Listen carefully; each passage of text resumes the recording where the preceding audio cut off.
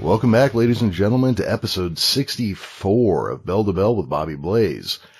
I am your host, Professor Jeremy Vilmer, and joining us now, the man of the hour, too sweet to be sour, Bobby Blaze. Season fucking greetings and bah fucking humbug, Professor. Oh, hey, man. Hold on a second, man. I see John Pierre Mime over. He's stuck in a fucking box. Hold on. Wait a minute. Wait, he's grabbing a rope. No, I think it's a fucking ladder. Now he's eating. Hey, get the fuck out of my lunch and get the fuck out of my head, John Pierre. Hey, okay, so yeah, maybe this week I'll be Bobby Blaze, the anti-mime. I'll give him a chair shot, by God. That'll do it. How are season greetings, man? How are you? I'm doing okay. I'm doing okay. Good. It's so today starts a thing on the CW shows, which I haven't been keeping up with everything going on, But back in 1985, DC Comics did a thing to clean up their history called Crisis on Infinite Earths. Starting tonight with the CW's DC TV shows, they're doing their version of Crisis on Infinite Earths, where there's going to be Brandon Routh is coming back to play Superman, as well as another character he already plays on one of the shows.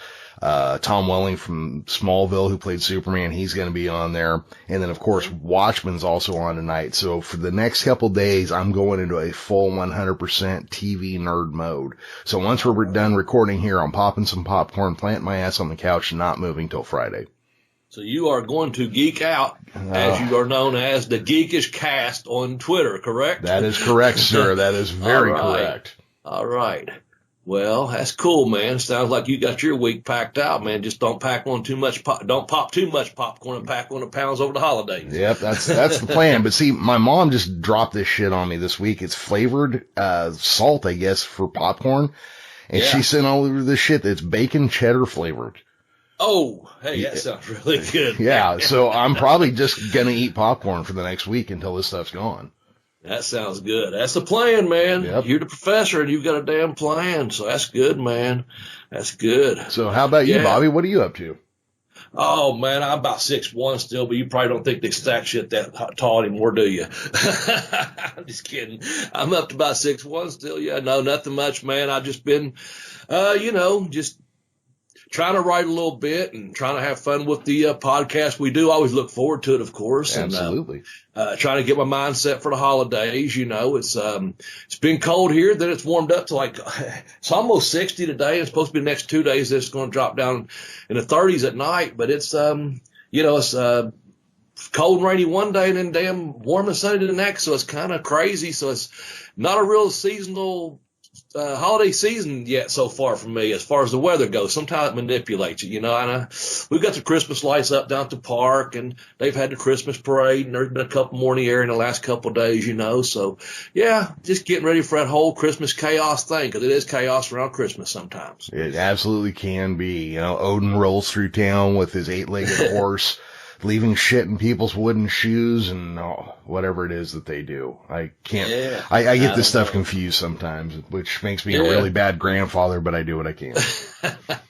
Yeah, I think I'll have to go to, I told someone at the bank the other day, I'm probably just going to do a couple gifts off Amazon and that's that. Get it done, Hell, I usually just order through the mail anyway for stuff. For the last couple of years, I give my boys a couple of dollars and my granddaughter, I just get her stuff off Amazon usually and get it shipped, and that's that. I don't go out and do them in crowds anymore, man. No, I do badly in a crowd. It was, it was last year or the year before, I don't remember which. My little brother and I went to Stockton Con. Because Sting was going to be there. I think it was last year. I remember that. Yeah. And we were there for about 15 minutes and we're walking, trying to get over to the rooms where the guests are, because, Sting was there and was a handful of really hot actresses we at least wanted to look at, if not talk to, Right on. Yeah, sure. And, we're going and some fucker keeps stepping on the back of my shoe, right? And I turn around and I go, "Look here, you little son of a bitch." And it was an 8-year-old kid. It was disappeared into the crowd. No, I don't do crowds well anymore. Yeah, I don't either, man. I don't either. Yeah. I don't know. I threatened to go to the mall here the other day, and I realized now I was just going to go down and sit and write, to be honest with you. And when I do go, I usually do get a slice of pizza and sit down in the food court and just start kind of taking some notes. And I thought, you know what? That's not going to be very conductive to my writing this year if I go down there. I think it was Wednesday or Thursday of this week. I just sit here and wrote some things. But, it's good. I go to Tim Hortons sometimes. I'll go and put them over. But sometimes I go to the mall, but I hadn't been down there for a couple months. And I was like, you know what? I'm going to go down there. And I was like, oh, no, not the right time of year. So just something, a different atmosphere to write in, Sometimes I go down by the library and take my books or something. But, yeah, I'm not going out in that crowd, man. I'm going to try to avoid it at all cost this year. Yeah, so. That's, I understand that completely. All right, so we got that going. Let's see. Well, we're calling this episode, we're doing something a little different. We're going to talk about the history of pro wrestling during the holidays, like specifically on Thanksgiving and Christmas. Yeah. But I was struggling coming up with a name for the episode, and I went with Season's Greetings with the Steel Chair, so you're also going to give us some steel chair stories. Yeah, I've got a couple good chair stories, I guess. They're chair shot stories. I'll start you with one just to kind of put you in a holiday mood. Sure. So, no, I had come in from Canada and was over to the YMCA and was with some buddies of mine. A lot of them used to play ball and stuff with, and been up here for like 16 weeks. And the other story's going to tie into that. I'll tell it later on the show as we get going. But, yeah, so this guy comes up, and there's just a couple of my buddies, and there's people I know, all kinds of people in the locker room. And I can't remember who this guy was really.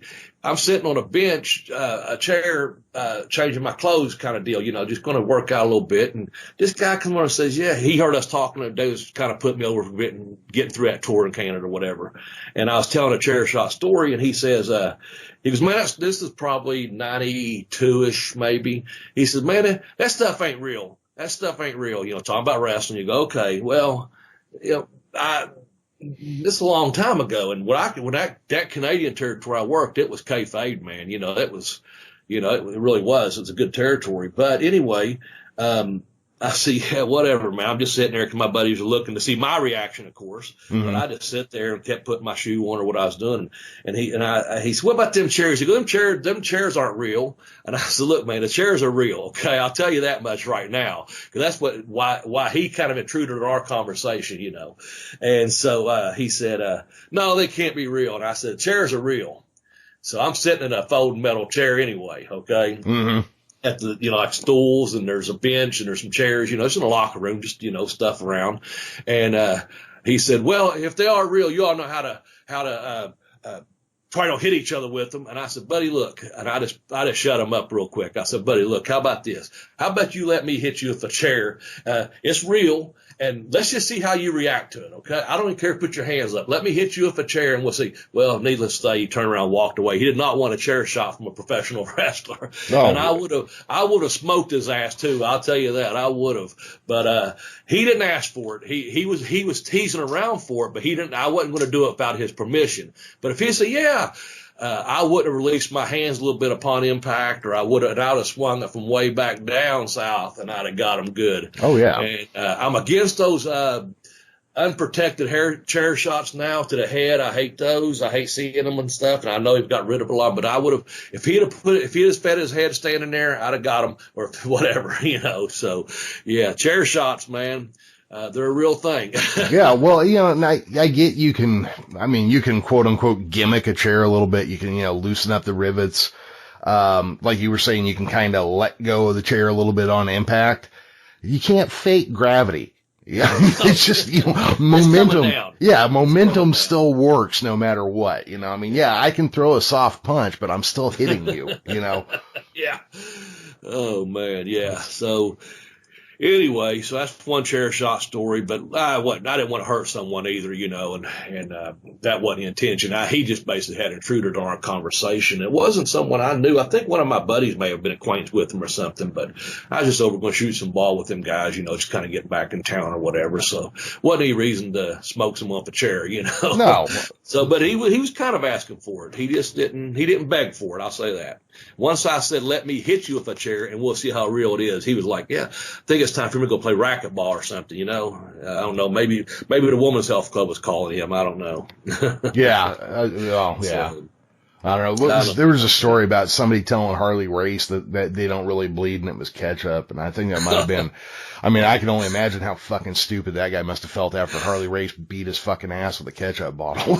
Yeah.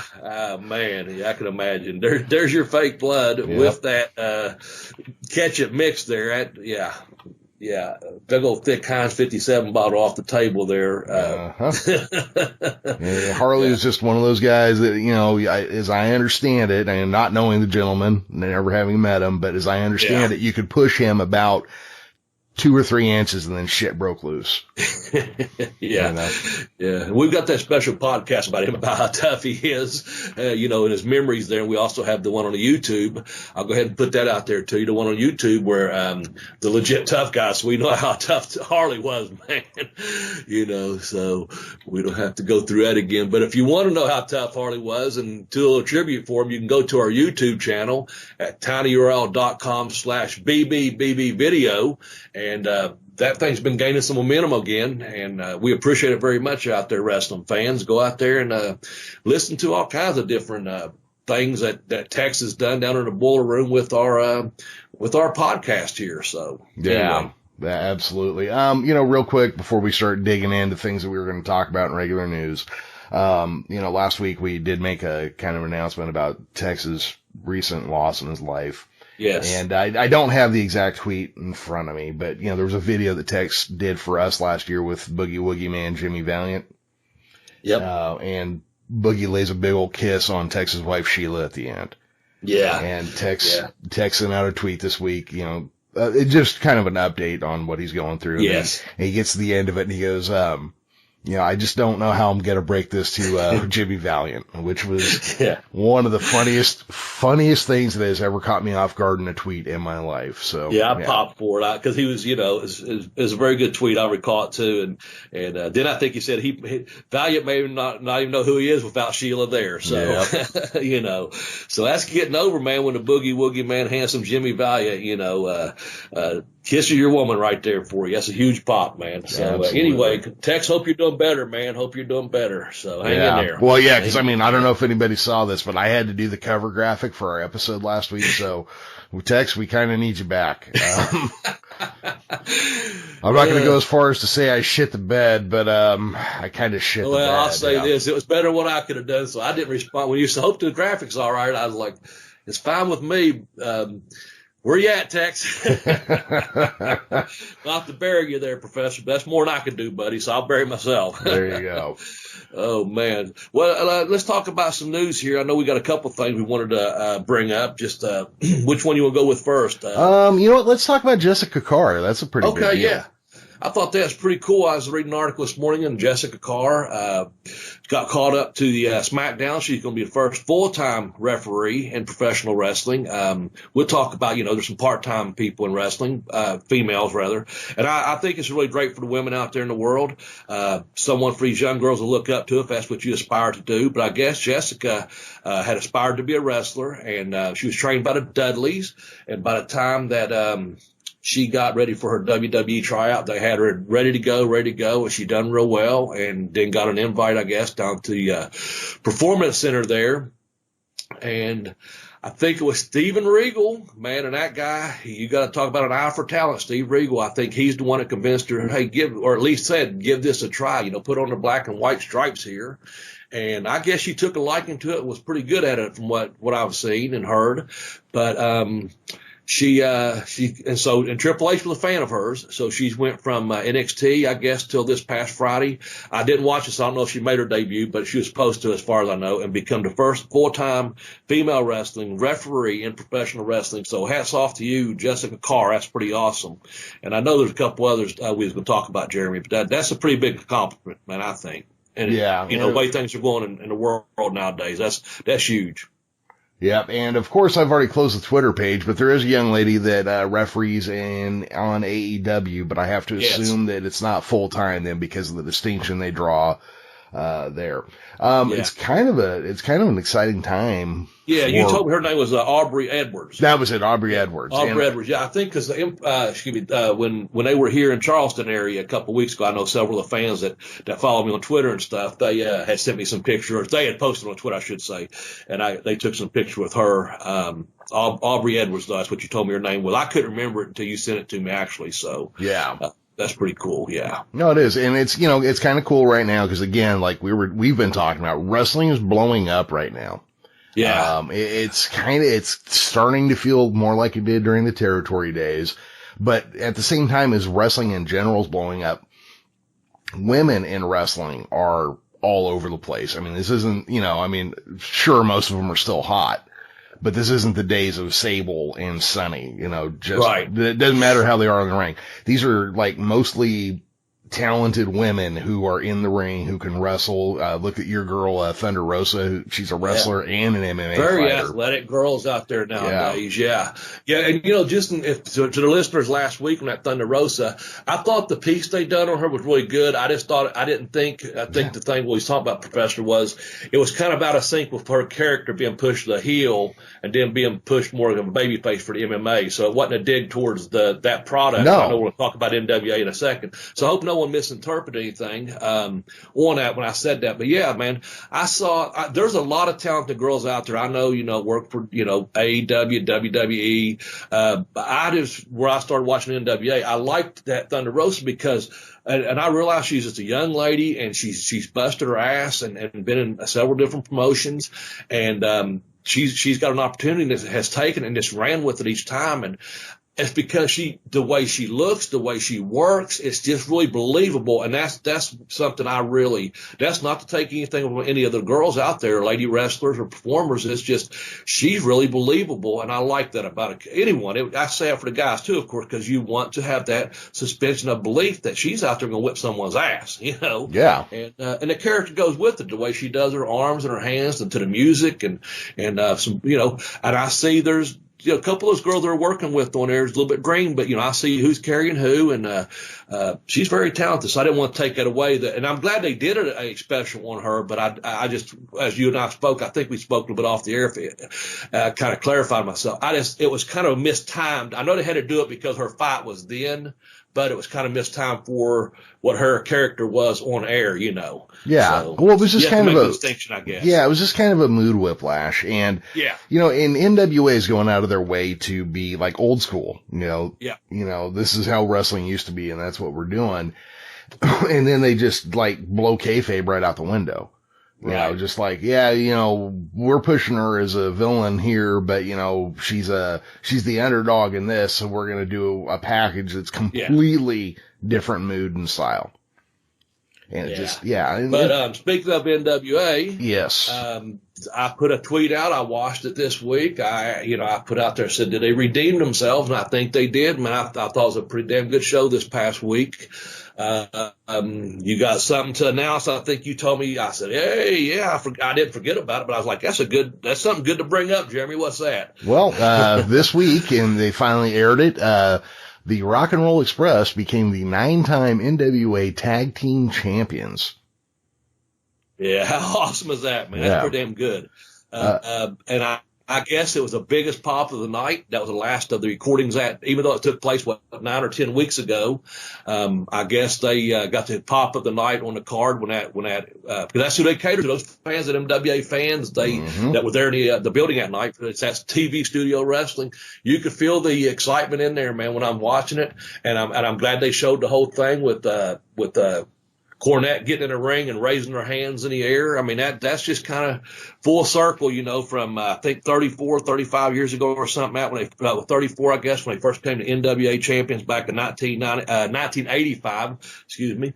Back in 1985, I think it was Shelby, North Carolina TV taping. I could be wrong on that, but I think that's when it was, and they beat the Russians. Mm-hmm. I think they took the whole 30 minutes up of part of a TV segment, like a 30-minute match. They pretty much aired all of it, if I'm not mistaken.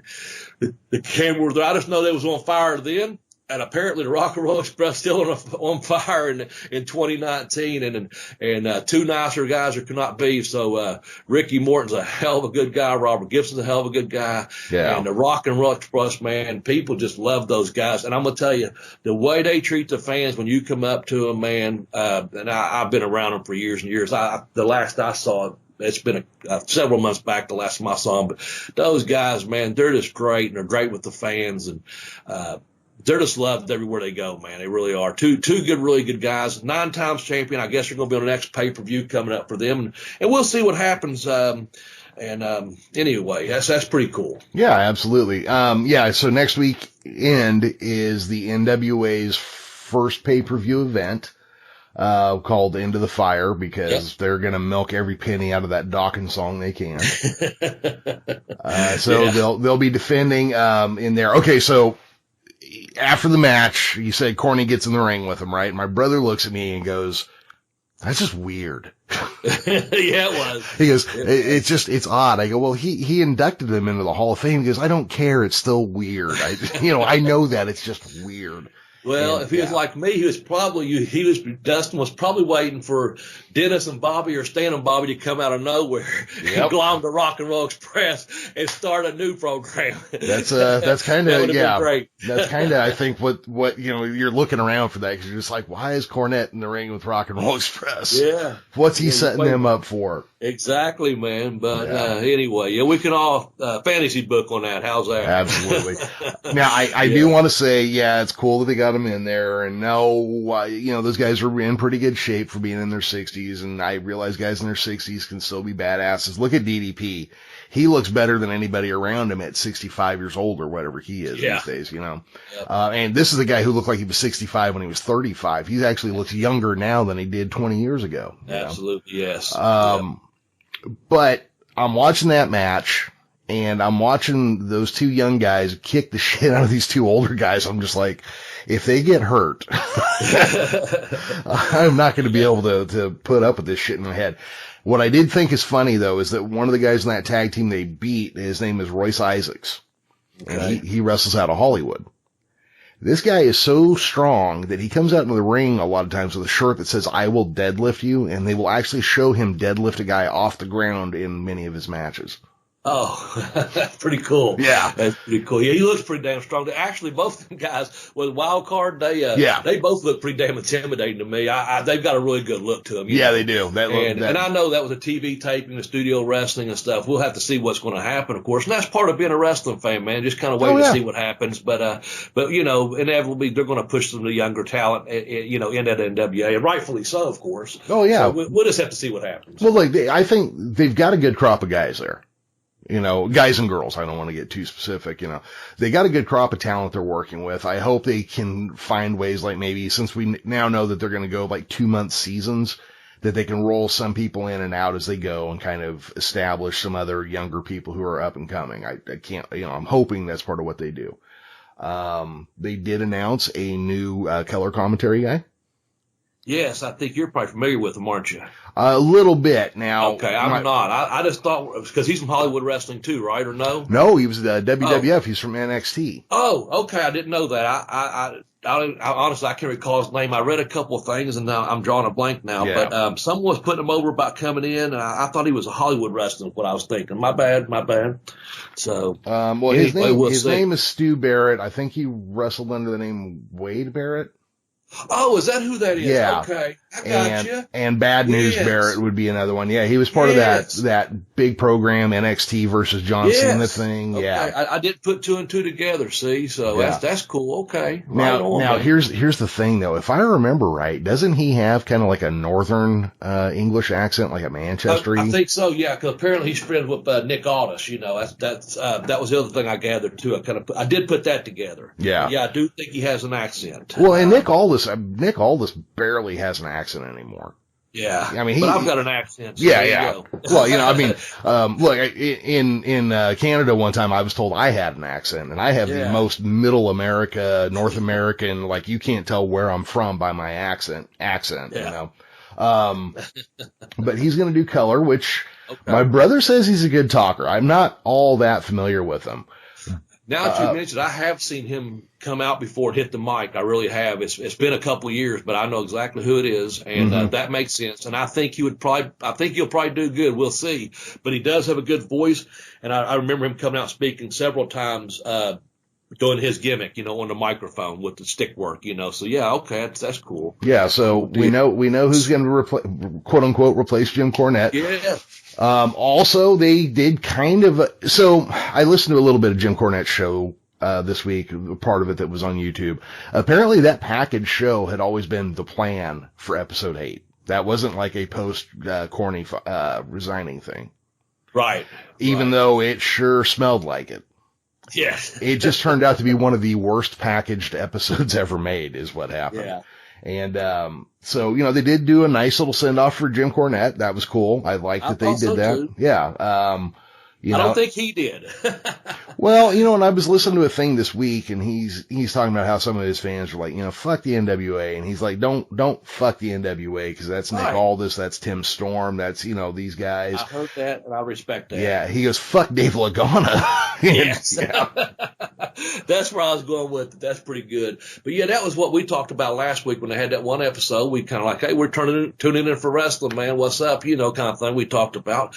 I think they did redeem themselves this week. And, I hope the people that, if you're a Jim Cornette fan, don't fuck the NWA, man. Go back. There's just too many talented guys and girls there and new people coming and, pay-per-view coming up and stuff, and give them a chance, I'm going to. Yeah. I enjoy the product. You was talking about Bad News Barrett there with his voice, Speaking of voice, Jeremy, you got a gig on Fiverr. Yes, sir. And if you want voiceover people, let me tell you something, Jeremy. He done a great voiceover for me for some voice work for a commercial for one of my books for I kicked that on To the Educated Wrestler, a little 30-second bit for me off of Fiverr. If you would like Jeremy to do one of I'll let Jeremy tell you what he does exactly, but if you'd like to do some voiceover work or have him do something for you, go to Fiverr.com/Jeremy Vilmer. That's Vilmur. Fiverr.com/Jeremy Vilmer. And tell about your gig on there. How's that? Well, yeah, and I'm actually waiting for another one to clear right now, but basically I've just got a generic, I will do a voiceover for you. Starts at $5. I think I have it for 100 words, and you'll get that in 2 days. There are ways to go longer and, other things, but I've also got another one that I've got up there, and this is kind of relevant here because most podcasts have other podcasters listening. So anybody out there, if you need a bumper or an intro for your show or an intro and an outro, hit me up on Fiverr. I can hook you up for $5. More than happy to do it. Yeah. And that's pretty cool, man. I have a Fiverr on there, and mine is Fiverr.com/BobbyBlaze744. And what I've been doing is, if you're not familiar with Fiverr, man, you can find all kind of services, people providing a service for you for $5. And then there's extras and stuff if you want to buy those extras. But I start off with, I'll retweet what I'm running right now is a podcast, and off of that, I'll tweet out your podcast 2 or 3 times a day for 2 or 3 days, depending on which gig you get for only $5. Now, here's the thing. Off of that, I'm going to be doing a couple of podcasts this week. There's a 10-minute morning podcast. I'm looking forward to doing an interview with them, just to give them some, kind of start your morning, a little Bobby Blaze motivation in the morning, if you will. But I made that connection through Fiverr, and then I'm going to be on another one. I'll tell you later on when that is, because I'm going to record it Tuesday. It's a couple guys that do a professional wrestling show, and they want to interview me, and I thought that was pretty cool. But they caught it off the Fiverr account and got a hold of me on Twitter, where you can get a hold of me on Twitter at the same thing, at BobbyBlaze744, and that's the one that's on my Fiverr account as well. So hit me up there if you'd like to. And speaking of Twitter, we have the joint account on Twitter at Bell to Bell Blaze on Twitter. You can follow at. And Jeremy, I know there's a Facebook group. You can tell them about that real quick, and we'll start back into some other wrestling news. Yeah, if you get on Facebook, we have a group and a page. I keep trying to do more with it, but I haven't really gotten there. But about 100 pretty active users on either one. Just go on to Facebook, search for Bell to Bell with Bobby Blaze. You'll find them both. So yeah, check us out there. Check us out on Twitter. Let's see, and I guess that's really about it, because your main presence online, Bobby, is on Twitter. Yes, that's my only social media right now. You yes. practically live on there, so yeah. Yeah, I like that. It's just quick and easy for me to do. There's no digs against Facebook, no digs against Instagram or anything else. It's just my preference for I just like the short. You can get in something, it's now 280 characters or less. And most of my Twitter, I'm following a lot of authors. I retweet a lot of books. I follow some podcasts. I retweet those.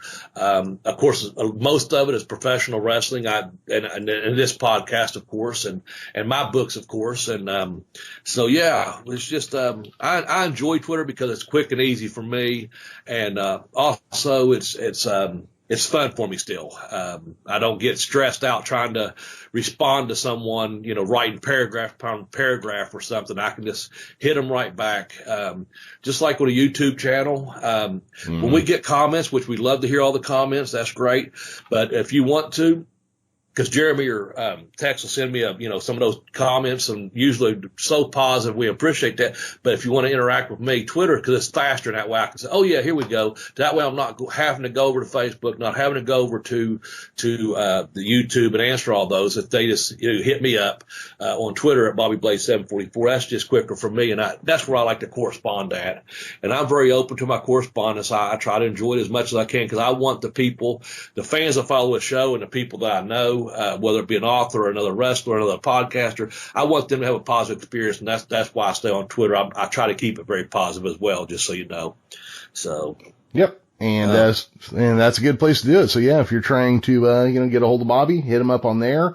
Anything you share with us on Facebook or whatever else comes through me first, but I usually do, if there's something in there, I do let Bobby know about it at least the next time we record, if not before. Yeah. That's cool. Yeah. That's cool. So what's next? You want me to tell you another chair shot story? Well, you know what? Let's do this real quick because we are doing the holiday season, and I was doing a little just kind of quick reading to try to get an idea where the tradition of pro wrestling on Thanksgiving and Christmas came from. Yeah. Okay. And something that had never really occurred to me came up. And okay, so, I grew up in California. I've lived here my entire life. When I was growing up, we did Thanksgiving and Christmas dinner at like 1:00 in the afternoon, right? And it never occurred to me that anybody ate at a different time of day than that until I got married. And my in-laws ate later in the day, and I was just like, it's weird. Well, what I discovered, and I had no idea this was a thing, in the Midwest and the South, it's very traditional to eat early in the day because when you get done, you still got farming and shit to take care of before the sun sets at 4:30, 5:00, whatever's happening that time of year. Well, my family's from Oklahoma and they were farmers, and Tennessee and they were farm owners. And so for me, I grew up here, but I was very much first and second generation Californian. So I was being raised by primarily Southern families still. I didn't realize on coastal cities they eat later in the day. Never even knew that. So what I discovered was after 5:00, there ain't shit to do in the South once the sun set, especially back in the 40s, 50s, and 60s.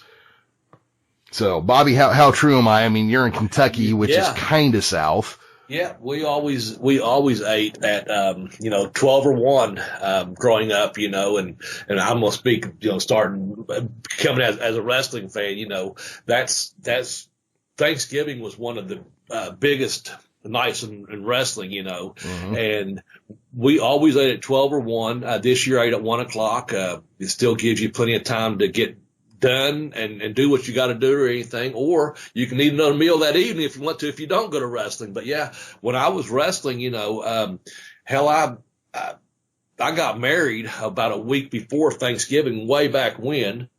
I'm single, all you guys out there and girls, just so you know. Melinda will tell you, or Melanie, or Melissa, or whoever's over there. All three of them will, yeah. All three of them will tell you. I don't know. Hell, I don't know. Keep your shoes on, girls. It's cold out. Anyway, no.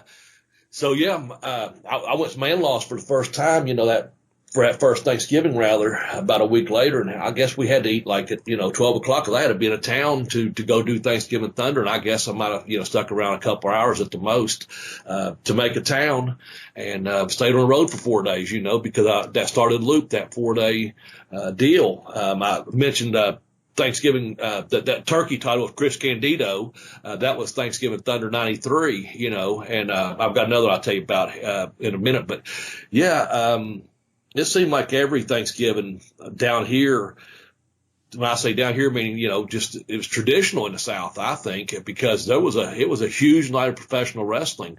I know, S. Sparks sent us in a great card from, New Orleans from, 1982 even, on Thanksgiving night. And I wish we'd had some more people send in some cards like that. We could touch on that if you want to. Yeah, you know what? Let's talk about that, because that's actually a really good list for, that would be that's a showstopper list, man. It's a good one. Yeah. Think about having your big meal out in New Orleans or a surrounding area, okay, and then you're going to go and watch. Now, listen to this card, man. It's loaded, but there's a young Arn Anderson that's Marty London. I was waiting to get there because I wanted to point that out. Yeah. Yeah. Tim Horner's on the card.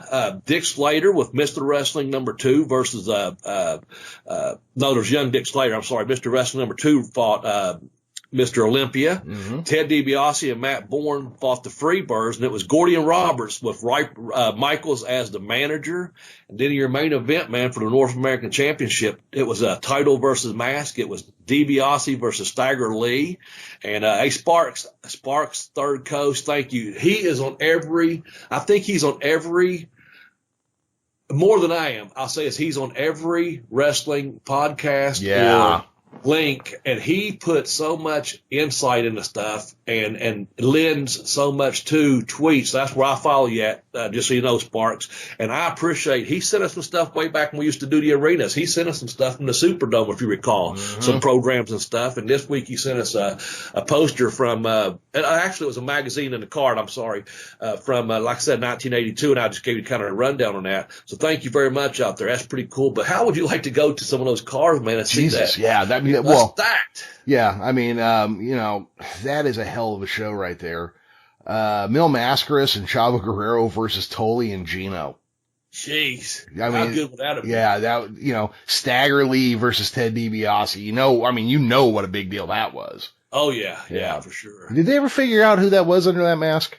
I don't think so. Okay. I don't think so. And Sparks, the guy who sent us this one, he and I actually talked quite a bit through Twitter and private messages. He's turned on to Corner Gas now. And apparently, cool. Yeah, he watches that. He gave me an idea, and I'm just going to throw this out there because, you and I stumble over a certain word on this show quite a bit. And in Corner Gas, there's a town when they mention it that everybody there spits after they say the name of the town. And, Sparks threw that out as a possible gag we could do, with the E word.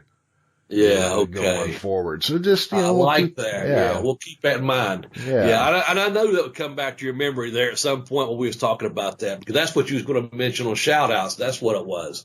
That's what it. Okay. Yeah, you hit it. You hit it. That's what it was. So, also, here's another card just to kind of, Tex sent one in. He sent a couple memories in.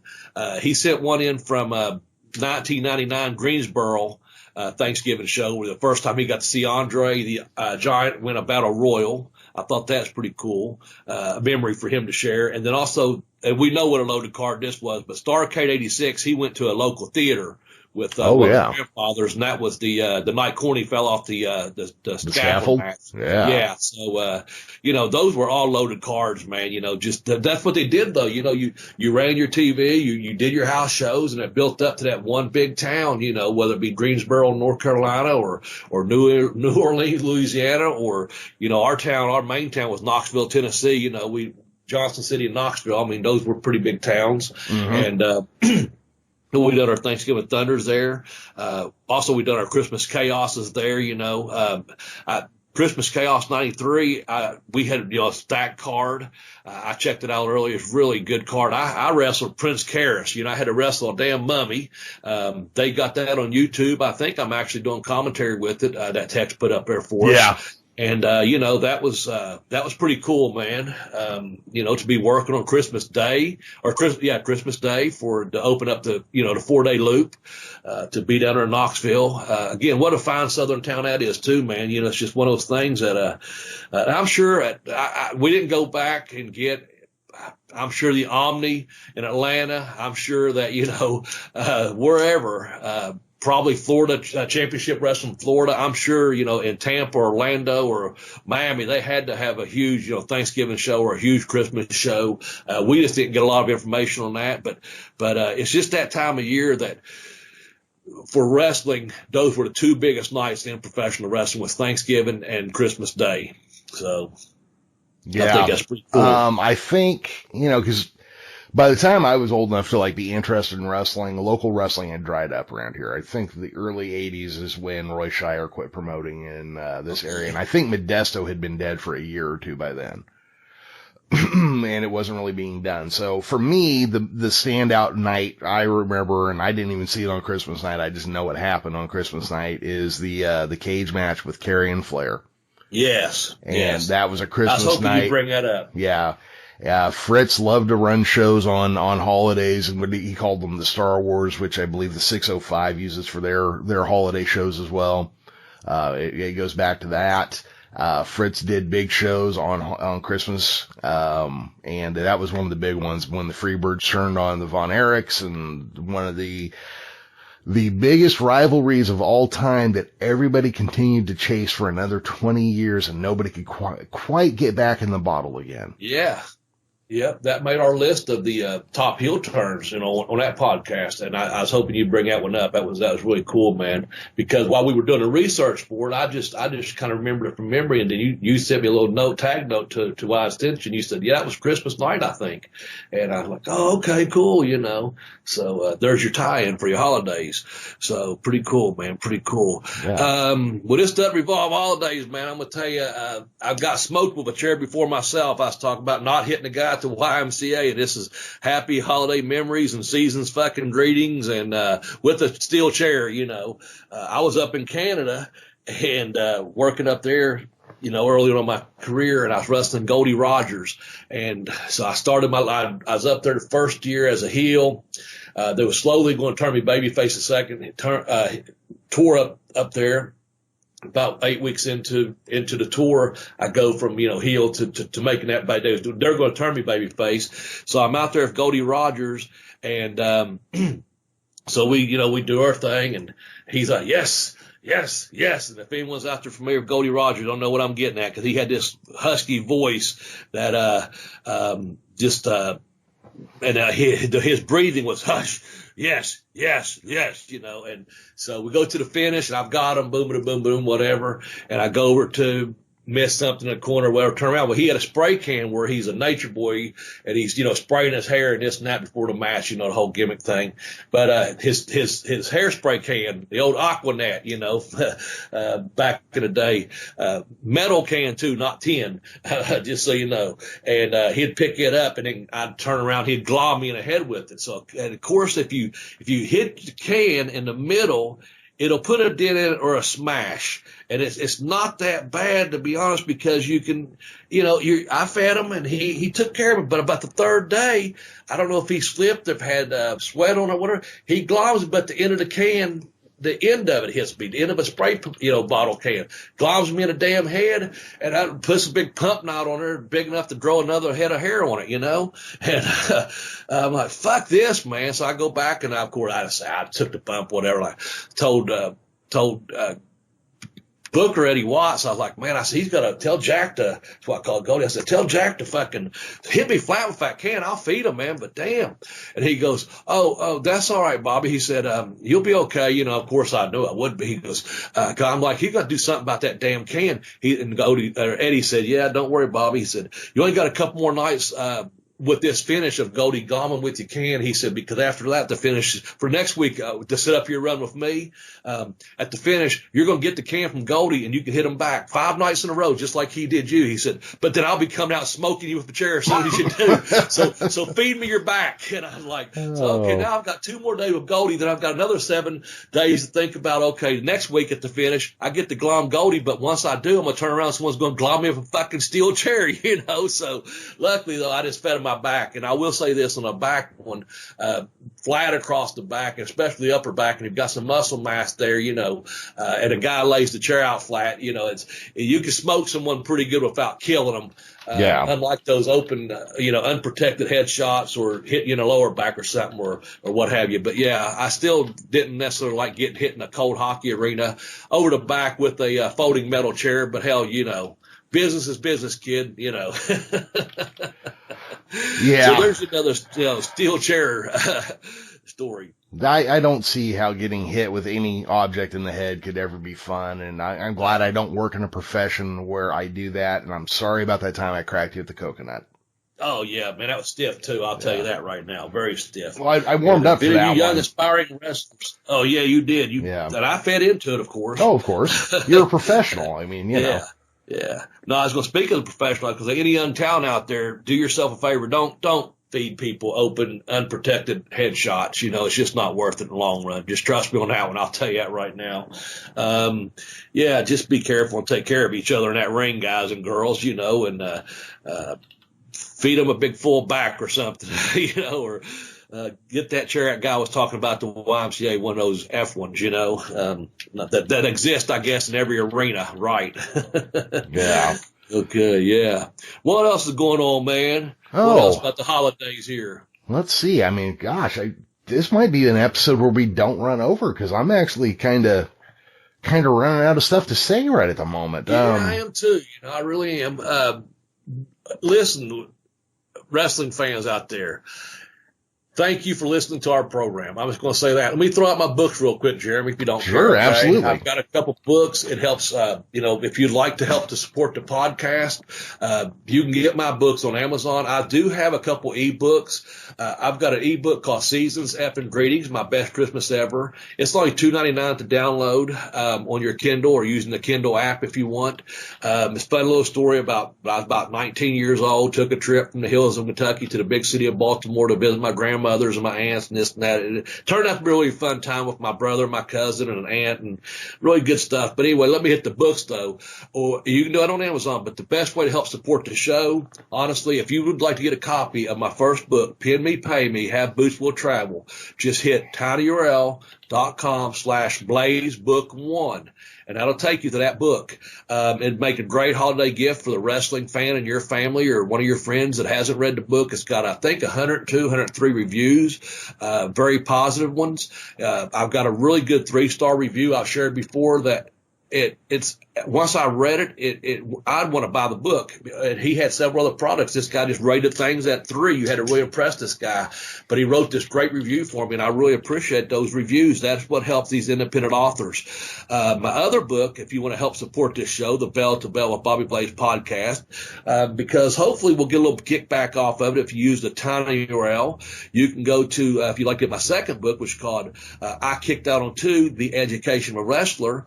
You can get that by going to tinyurl.com/blazebook2. It's that simple. You just hit a couple extra keys. It's going to take you to the Amazon page, but they're going to see that, hey, you purchased the book. That's going to put a smile on my face. You purchase a book. That's going to put a smile on a professor's face, because we're going to get a little bit of a kickback for that to help pay for our monthly hosting fees to keep this podcast going. And we appreciate it, man. And both books, are available. Again, you hear me talk on this show week in and week out, and I tell stories, but I've got the whole Smoky Mountain Run, title running story. I've got WCW stories in there. I talk about being on the road, just talk about the people I've met. I've got a Ashland, Kentucky Hall of Fame in there of famous people from Ashland, Kentucky, and they're fun reads, they're fun reads. And again, you can get both of them at either tinyurl.com/blazebook1 for Pin Me Pay Me, or you can go to tinyurl.com/blazebook2 for I Kicked Out on 2, the educational wrestler. Thank you. Yeah, absolutely. So everybody, if you have not done so yet, or if you have not gifted this book to anybody yet, or you have not bought a copy for your local library, actually, of either book, it's Christmas time. What are you doing? Are you trying to get Odin to leave coal in your wooden shoes? Is that what we're shooting for here? Bobby, I just had the most crass and craven idea for an episode next week. Okay. It's going to require a little bit of research on our parts, a lot of time on Amazon. I think we should both go find the coolest and the shittiest wrestling gifts you can find on Amazon for Christmas. I like that. I like we'll that. Get five. Let's do that. Yeah, we'll get 5 each. We'll do a top 10 of both, and and we'll include the links. That way, if people out there want to get a cool wrestling gift or a shitty wrestling gift, you'll be able to get it through Bell to Bell with Bobby Blaze. Anything else before we wrap up, people? Oh man, just tell everyone out there, Professor. It's the holiday season. Some people don't handle the holidays as well as other people. Mm-hmm. Maybe everyone's not as, holly and jolly as everyone else. And that's okay. Everyone dealing with different things, different ways. But listen, try to get through them. Try to enjoy them. Try to take care of each other. Show some kindness to each other. Show some love to each other. And, just have some. Season's fucking greetings. That's right. Hey, we did have a fan chime in on something. It's Joe Lara over on our Facebook page. And he wrote about last week's episode. He said, wow, some heavy topics. Like Blaze says, we're all in this together. Life, sometimes it's just what the fuck. And truer words have never been spoken, but your message of unity is definitely getting through, Bobby. I hope so, man, because I do think that's what it's all about, man. I really do. I think we're here to help serve others. I really do. I think we should help each other out and serve other people, and I think we're here. And I think the second thing we need to do is try to learn our progress. Make progress every day to be better human beings. And I put it kind of this order: be a better human being, and as a male, be a better male or a better man. If you're a female, of course, try to be a better woman or female. If you're a mom or dad, just try to do that maybe a little percentage each day, whatever you're doing. And of course, if you're just start off with just trying to be a human being, man, and a decent one, and spread some love and kindness. And I think that's probably the best thing you can do, man. Sometimes a smile, that's sometimes that might be the only smile another person gets is from you. So think about that, man. You walking down a hall, or you're at a fast food place, or wherever, bookstore, or whatever you're doing, a grocery store, and you share a smile with someone that may have really needed that smile that day. That says a lot. It says a lot for you. Even if they don't smile back, but you know what? They might get back to wherever they're at, and they might think, man, I was having a really crappy day, but that one guy smiled at me, or that one girl smiled at me, or that person smiled at me, and it might have resonated something in them to say, hey, man, it's not so bad after all. Yeah, absolutely. It's funny. I've been spending a little bit of time here and there down in Texas lately.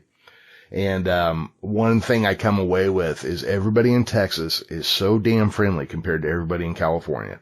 I don't know because it does seem like Texas has a little more leisurely pace than California seems to. You're not stuck in traffic 8 hours a day and cursing existence. You're not paying 50% in taxes and the other 50% in rent to live somewhere. I don't know what part is what, but it is nice when I'm down there and, because I talk to people. I don't shut up, Bobby. I don't know if you've caught this about me. My mouth is always going. So out in public, I talk to people, and only about a quarter of the time does it start a conversation. Sometimes people just look at you weird. But, in Texas, you say something nice to somebody, and they have a conversation with you. Yeah, that's what I try to do. I do the same thing. I really do. I try to speak to people and stuff. I've just always said I'd rather meet a friend than a foe, Yep. And a lot of people around here do know me, but they know me. They know who I am or something. They might not know me, but I don't care if I know them or not. I'll speak to them and talk to them, whether I'm at the store or down at the gas station or what have you, man. It's one of those things where, hell, why not? It doesn't cost anything to be nice to someone, people. No, it does not. Good manners don't cost anything. That's right. That's right, brother. All right. All right. Well, with that being said, yeah, I'm going to go ahead and wrap up, everybody. For myself, Professor Jeremy Vilmer, for the star of the show, Bobby Blaze. And let me say this before I actually wrap up. Guys, if something happens to either me or Bobby and you're around, you see something happen to us on the street, make sure you delete my Instagram profile. Nobody needs to know about what's on there if we can get rid of it. Goodbye, everybody. All right, Bobby. Oh, geez. What's on your Instagram? It's just I follow nothing but girls primarily. Yeah.